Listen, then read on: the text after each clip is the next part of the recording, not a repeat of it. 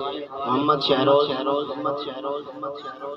اب چونکہ وقت کی بھی قلت ہے اور مغرب سے پہلے ہمارا پروگرام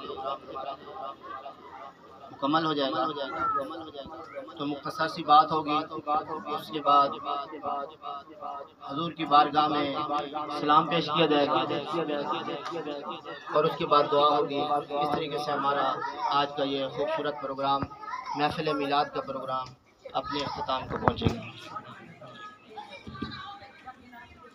نحمدہ ونصلی ونسلم علی سیدنا و مولانا محمد رسولہ النبی الکریم الحنین المکین الرؤوف الرحیم، اما بعد فاعوذ باللہ من الشیطان الرجیم، بسم اللہ الرحمن الرحیم۔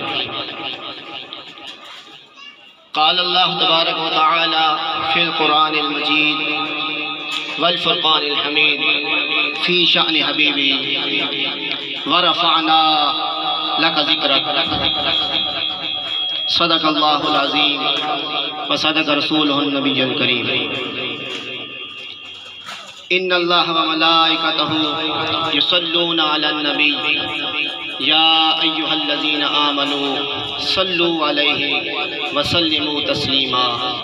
تمام احباب بآواز بلند محبت کے ساتھ آقا کی بارگاہ میں ہدیہ درود پیش کریں۔ اللہم صلی علی سیدنا و مولانا محمد وعلی آل سیدنا و مولانا محمد وبارک وسلم وصلی علیہ۔ مولا صلی وسلم دائما ابدا آل حبیبک خیر الخلق کلہم، یا رب بالمصطفى بلغ مقاصدنا واغفر لنا ما مضى یا واسع الکرم۔ معزز و مکرم شرکائے محفل، اللہ رب العزت کا بے پایاں لطف و احسان اور آقا کریم علیہ الصلاۃ والتسلیم کے نلان پاک کا صدقہ آج ہم سب اس خوبصورت محفل اور بابرکت محفل میں حضور کی نسبت اور حضور کی محبت میں جمع ہیں، اور دعا کرتے ہیں کہ اللہ پاک بروز حشر بھی ہمیں اس طرح حضور کی نسبت سے اکٹھا بیٹھنے کی توفیق عطا فرمائے اور اس محفل کو اپنی بارگاہ میں قبول و منظور فرمائے۔ یہ محفل محترم عبدالرؤوف صاحب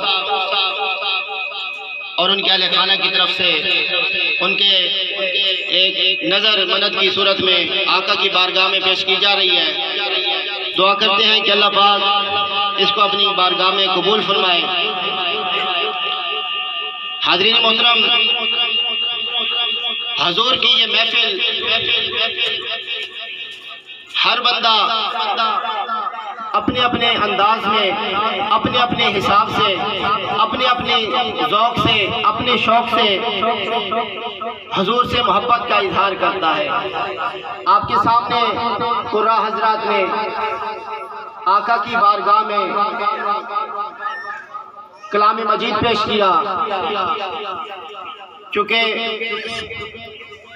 ایک صحابی نے حضرت عائشہ رضی اللہ عنہ سے پوچھا کہ حضور کے اخلاق کے بارے میں کچھ فرما دیں، تو حضرت عائشہ فرماتی ہے کہ کیا آپ نے قرآن نہیں پڑھا؟ تو انہوں نے کہا کہ جی پڑھا ہے۔ تو آپ نے فرمایا سارے کا سارا قرآن حضور کا اخلاق ہے۔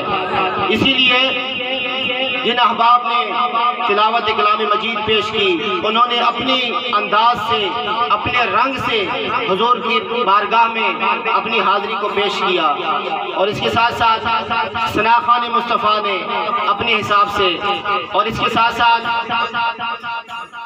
جو مفسر ہیں، جو نعت خوان ہیں، جو مصنف ہیں، جو کاروباری ہیں، جن لوگوں نے اس کا اہتمام کیا، جن لوگوں نے اس کے لیے حصہ ملایا، ہر بندہ غرض اپنے اپنے حساب سے آقا سے محبت کے ساتھ آقا سے محبت کا ثبوت پیش کر رہا ہے۔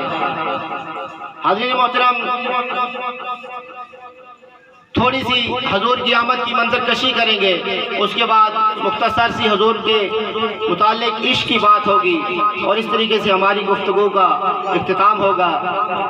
شاعر لکھتا ہے کہ محمد مصطفیٰ آئے بہاروں پر بہار آئی، محمد مصطفیٰ آئے بہاروں پر بہار آئی، زمین کو چومنے آسمان سے خوشبو بار بار آئی۔ اور شاعر لکھتا ہے کہ وہ آئے تو منادی ہو گئی، وہ آئے تو منادی ہو گئی، سائن زمانے میں بہار آئی، بہار آئی، بہاروں پر بہار آئی۔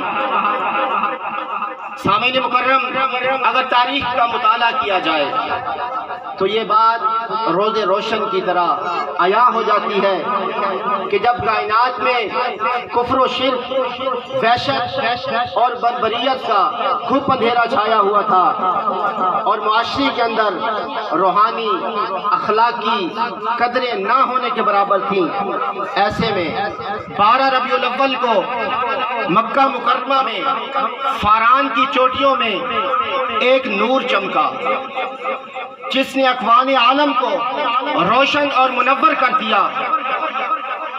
درخت کی شاخوں پر پھول لہلہانے لگے، پرندے چہچہانے لگے اور کلیاں مسکرانے لگیں، اور ہر طرف نور ہی نور چھا گیا۔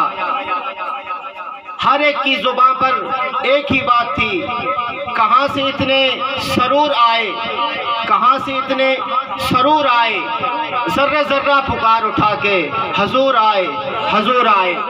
حاضرین محترم، جب وہ آئے تو صدا آ رہی ہے، خرج منی نور، خرج منی نور۔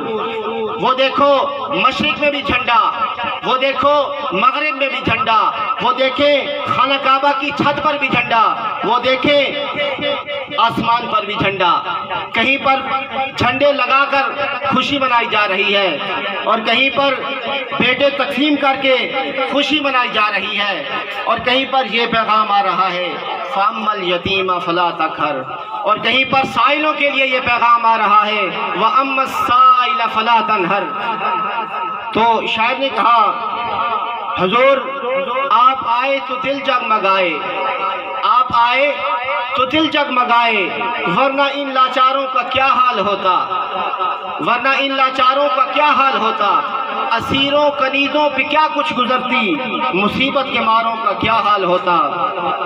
حاضرین محترم، سسکتی ہوئی انسانیت کو، سسکتی ہوئی انسانیت کی آنکھ جس کی طرف لگی ہوئی تھی، وہ محسن انسانیت حضرت محمد مصطفیٰ تاجدار کائنات اس مادر گیتی پر جلوہ گر ہوئے، جس کے لیے رب کائنات نے حوروں کو بنایا، غلمان کو بنایا، جنت کو بنایا، جس کے لیے رب ذوالجلال نے حضرت آدم کو بنایا، جس کے لیے رب ذوالجلال نے عیسیٰ کو بنایا، جس کے لیے رب کائنات نے داؤد کو بنایا، جس کے لیے رب کائنات نے فرمایا کہ اگر میں مصطفیٰ کو پیدا نہ کرتا تو اپنا رب ہونا بھی ظاہر نہ کرتا۔